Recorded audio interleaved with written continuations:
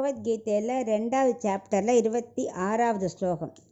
அத்த சைனம் நித்ய ஜாத்தம் நித்யம் வா மன்யசே மிருதம் ததாபி த்வம் மகாபாஹோ நைவம் சோசித்தும் அர்ஹசி. இப்போ கண்ணன் சொல்கிறார், இப்போ அர்ஜுனா உன்னோட வாதப்படியே வச்சுப்போம், ஆத்மா உடலும் ஒன்று அப்படின்னு வச்சுருப்போம்.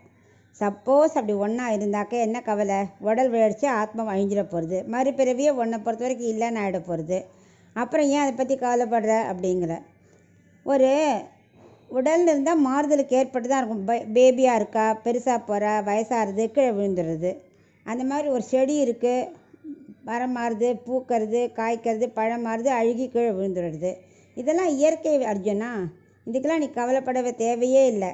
உன் வாதப்படி வச்சாலும் நீ தைரியமாக சண்டை போடலாம். இல்லை மாறுதலுக்கு உட்பட்டதுன்னா நீ அதை பற்றி கவலைப்பட வேண்டாம். ஆத்மா அழிவு இல்லாதது, அதை பற்றி நீ கவலைப்பட வேண்டாம். என்ன ஆறுதுன்னு உனக்கு தெரிய போகிறது இல்லை. ஆத்மாவும் நிச்சயம். ஸோ எப்படி வச்சாலும் நீ கவலைப்படாமல் சண்டை போடு. உன்னோட வாதப்படி பாரு, உடலும் பூமியை கீழே விழுந்துட்டுன்னு வச்சுக்கோ, ஆத்மாவும். அவள் கவலைப்படணுமா, சொர்க்கத்துக்கு போகணுமா, நரகத்துக்கு போகணுமா, அந்த கவலையே இல்லை. ஏன்னா மறுபிறவியே உன்னை பொறுத்த வரைக்கும் இல்லை.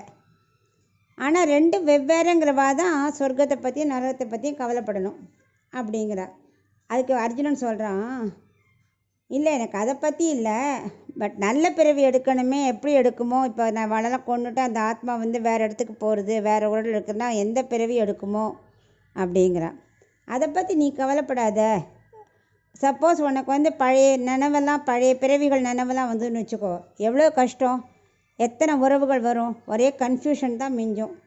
நீ என்ன பண்ணுவ? அதுலேயே மூழ்கி கவலைப்பட்டுட்டே தான் இருக்க முடியும். நீ இந்த சம்சார சாகரின் வெளியிலேயே வர முடியாது. ஸோ இதெல்லாம் விட்டுட்டு வாழ்க்கையை நிம்மதியாக போகணும். அதனால் உடல் பறக்கும் போகும் அப்படின்னு மைண்டில் வச்சுண்டு கவலைப்படாமல் நீ சண்டை போடுறதுக்கு ரெடி ஆகு அப்படின்னு அட்வைஸ் பண்ணுற.